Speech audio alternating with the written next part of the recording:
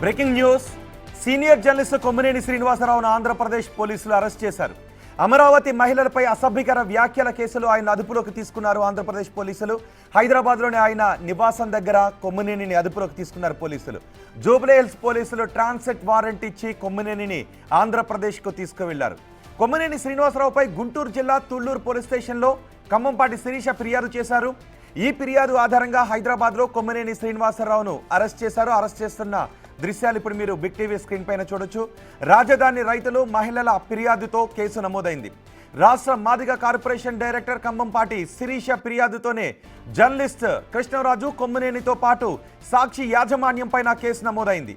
SC ST atrocity ఇతర సెక్షన్ల కింద కేసులు నమోదు చేశారు. సాక్షి ఛానల్లో చర్చ సందర్భంగా అసభ్యకర వ్యాఖ్యలు చేశారు కృష్ణరాజు. అమరావతి వేశ్యల రాజధాని అంటూ కొమ్మినేని శ్రీనివాసరావుతో కృష్ణరాజు అంటారు. దాన్ని కొమ్మినేని శ్రీనివాసరావు సమర్థించే విధంగా మాట్లాడారు అనేది ఇందులో ప్రధాన ఆరోపణ. అసభ్యకర వ్యాఖ్యలను ఆపకుండా కొమ్మినేని శ్రీనివాసరావు కూడా చర్చను కొనసాగించారు. మహిళలను వేశ్యలతో పోల్చిన కృష్ణరాజును ఎట్టి పరిస్థితుల్లోనూ వదిలేది లేదు అంటున్నారు ఖమ్మంపాటి శిరీష. అమరావతి రైతులపై వైసీపీ ప్రయోగించిన చివరి అస్త్రం ఇది అన్నారు. 5 ఏళ్ల వైసీపీ పాలనలో రైతులు చాలా ఇబ్బందులు పడ్డారు అంటున్న ఖమ్మంపాటి శిరీషతో మా executive editor Ashok face to face.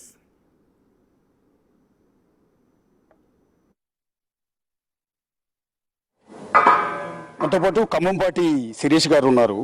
ఏదైతే సాక్షి ఛానల్తో పాటు కొమ్మినేని శ్రీనివాసరావు కృష్ణరాజు చేసిన వ్యాఖ్యలపైన ఫిర్యాదు, ఆవిడిచ్చిన ఫిర్యాదుతోనే ఇప్పుడు అట్రాసిటీ కేసు కూడా నమోదైంది. కొమ్మినేని అరెస్ట్ కూడా చేశారు. ఇప్పుడు కొమ్మినేని అయితే అరెస్ట్ చేసి తీసుకొస్తూ ఉన్నారండి ఇక్కడికి. సో ఎవరు కంప్లైంట్ ఇచ్చారు, మొత్తం అలిగేషన్ ఏంటి? అందరికీ నమస్కారం అండి. వాస్తవానికండి అమరావతి రాజధానిగా ఏర్పడిన దగ్గర నుండి కూడా సాక్షి ఛానల్లో రకరకాల వాళ్ళు, అంటే నేనైతే పేయింగ్ అని చెప్పి నేను అనుకుంటున్నాను, అక్కడ కూర్చొని అమరావతి మీద, వాస్తవానికి అమరావతి రాజధాని రైతులు అనేవాళ్ళు తన పిల్లలకి ఇచ్చుకోవాల్సినట్టు భూమిని రాష్ట్ర రాజధాని కోసం త్యాగం చేసినటువంటి వాళ్ళు. అలాగే అమరావతిని పేరు పెట్టడానికి కూడా ఒక విశిష్టత ఉంది. ఇక్కడ అమరలింగేశ్వర స్వామి గారు కొలువై ఉన్నారు, ఇటు చూస్తే కనకదుర్గమ్మ అమ్మవారు ఉన్నారు. నిజానికి ముమ్మాటికి అది అమరావతి దేవతల రాజధానియే. అలాగే ఇక్కడ శాతవాహన గౌతమిపుత్ర శాతకర్ణ వినుండి శాతవాహనులు పరిపాలించినటువంటి ప్రాంతం. ఇంత హిస్టరీ ఉంది కాబట్టి అమరావతి అనే నామకరణం చేయడం జరిగింది.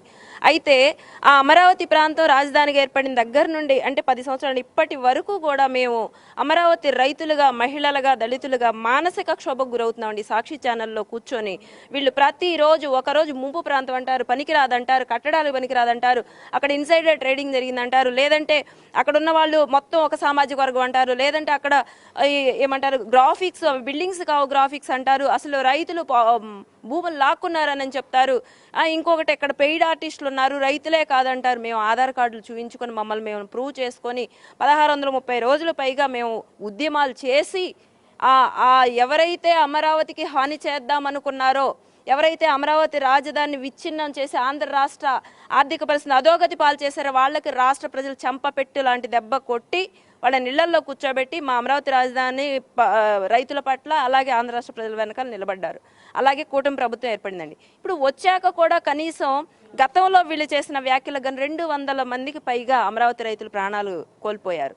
అయినా కూడా మమ్మల్ని కరుణించలేదు జగన్మోహన్ రెడ్డి. ఇంకా హింసిస్తూనే ఉన్నారు. ఇప్పుడు కూటమి ప్రభుత్వం వచ్చిందండి. కనీసం ఊపిరి పీల్చుకుందాం, అమరావతి అభివృద్ధి వైపు పరుగులు పెడుతుంది అని చెప్పి సంతోషపడే లోపే మళ్ళా అదే సాక్షి ఛానల్లో డిబేట్లలో కూర్చున్న వాళ్ళు, ఒక అతనేమో జర్నలిస్ట్, ఇంకొక అతనే అనలిస్ట్ అని చెప్పి ముసుగు వేసుకున్నారు. నేను ఒక్కటే అడుగుతాను, నిజానికి జర్నలిస్ట్ అనే వ్యక్తి సమాజానికి అతను ఇన్ఫ్లుయెన్స్ చేయగలిగిన వ్యక్తి కాబట్టి అదొక బృహత్తరమైనటువంటి బాధ్యతను కలిగి ఉంటాడు అతను. కాబట్టి అతని నోటిలో ఉండి వచ్చే ప్రతి మాట కూడా ప్రజలు తీసుకుంటారు. అలాగే అనలిస్ట్ అనే అతను ప్రతి ఒక్క విషయాన్ని కూడా అనలైజ్ చేసి ఖచ్చితమైనటువంటి ఒక రిపోర్ట్తోనే అతను మాట్లాడతాడు. ఇది ప్రజల్లో ఉన్నటువంటి విశ్వాసం. దాన్ని కాస్త పక్కన పెట్టేసేసి అమరావతి దేవతల రాజధాని కాదు, వేశ్యల రాజధాని అన్నారు. అసలు ఎంత దరిద్రమైనటువంటి మాట అండి. ఇంతకు మించి ఒక ఆడబిడ్డకి మానసికమైనటువంటి హత్య ఇంకోటి ఉంటుందా? నిజానికి మానసికంగా చచ్చిపోయామండి మేము. ఆ మాట అనేది వేశ్యల రాజధాని, అక్కడ వేశ్య వృత్తి కొనసాగుతుంది. ఆ వేశ్యలే ఆ చుట్టుపక్కల ఎక్కువ ఉన్నారు, ఎయిడ్స్ పేషెంట్స్ ఉన్నారు.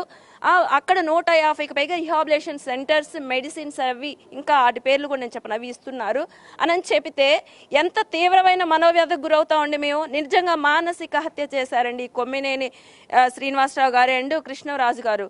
ఇకపోతే వీళ్ళు అక్కడ మాట్లాడుతున్నారు సాక్షి యాజమాన్యం, ఇది ఈ రోజు వాళ్ళ కొత్తగా, ఇది ఫైనల్ అస్త్రం అండి మా మీద వేసింది. గతంలో వేసినవి ఏ రోజు కూడా అమరావతి రైతుల కంట కన్నీరు చుట్టమే కానీ ఒక్క రోజు కూడా వాళ్ళని వారించిన పాపని పోలేదు. నేనైతే సాక్షి యాజమాన్యం భారతిరెడ్డి గారు, జగన్మోహన్ రెడ్డి వాళ్ళ కనుసన్నల్లోనే ఇవి జరిగిందని చెప్పి నేను పూర్తిగా వేస్తున్నాను. ఎందుకు అంటే ఒక పథకం ప్రకారం కుట్రపూరితంగా వాళ్ళు మాట్లాడటం జరిగింది. ఇప్పుడు నేను ఒకటి అడుగుతున్నానండి, మా ఇళ్లలో ఉన్న ఆడపిల్లలకు పెళ్లిళ్ళు ఎలాగవుతాయి? వాళ్ళ భవిష్యత్తు ఏంటి? ఇప్పుడున్న ఆడబిడ్డలకి కాపురాలు ఉంటాయా వీళ్ళన్న మాటలకి? ఇన్వెస్టర్స్ పోగొడదామా, ఆ అమరావతి అభివృద్ధిని ఆపుదామా, ఏ విధంగా చెడగొడదామా అనేది ఒక ప్లాన్ అయితే, అది ఇంకొకటి ఇక్కడ అమరావతి చుట్టుపక్కల ప్రాంతాల్లో ఉన్న ఆడబిడ్డలకి పెళ్లిళ్ళు ఎలాగవుతాయి? ఇక్కడ విట్టి ఎస్ఆర్ఎం పెద్ద పెద్ద యూనివర్సిటీస్ ఇక్కడ ఉన్నాయి, రాష్ట్రం దేశ నలుమూల నుండి ఇక్కడ చదువుకుంటున్నారు.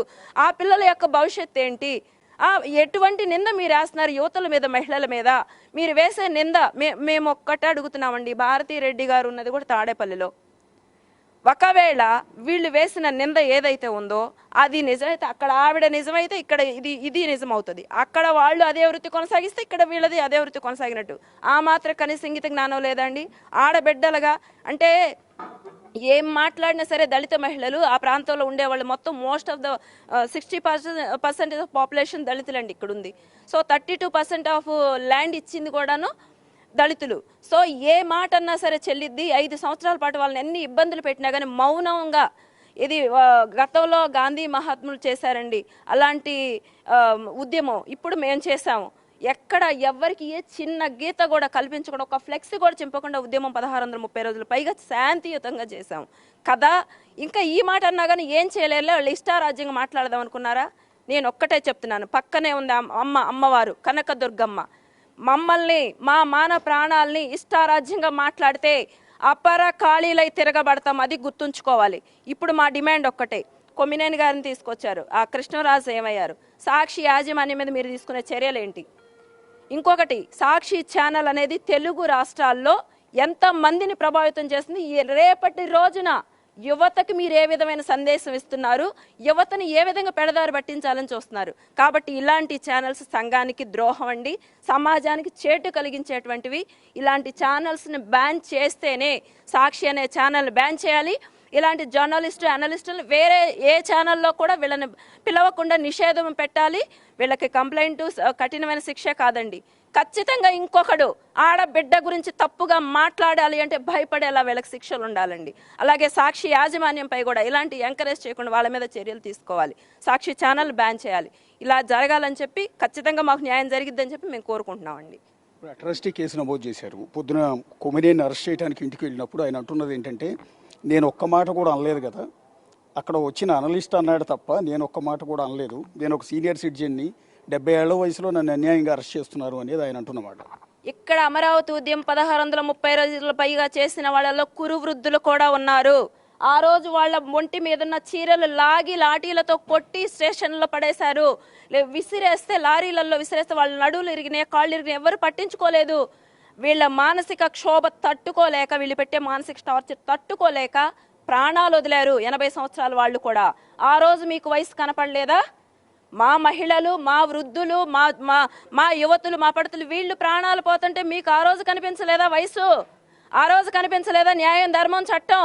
ఆ రోజు మరి మా మీద వృద్ధ మహిళలు ఉన్నారనుకోండి, ఇష్టారాజ్యంగా కుక్కలతో పోల్చి పెయిడ్ ఆర్టిస్టులని, బ్రోతల్స్ అని, కోకాపేట ఆంటీస్ అని చెప్పి మా మీద పోస్టులు పెట్టారే.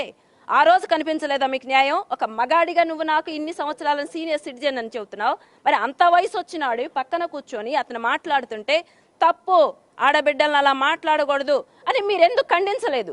ఖండించకపోగా అవును అది కరెక్టే, కానీ పాపం మిమ్మల్ని కూడా ఏమైనా లాగుతారేమో అని చెప్పి ఎంకరేజ్ చేశావు.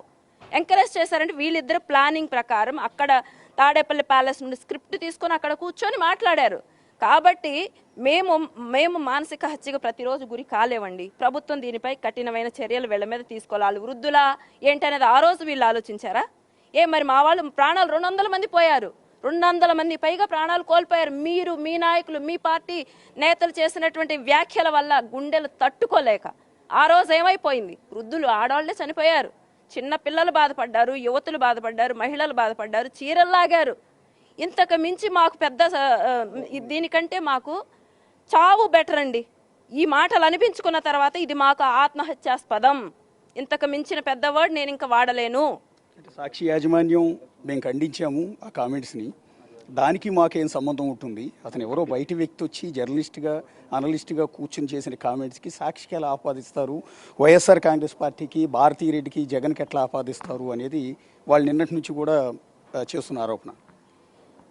వాళ్ళకి ఎందుకు ఆపాదిస్తారు? సాక్షి యాజమాన్యం వారు వాళ్లే కదా. ఈ వ్యాఖ్యలనే ఈ రోజు ఫైనల్ అస్త్రం. ఇది ఆత్మహత్యాస్పదం.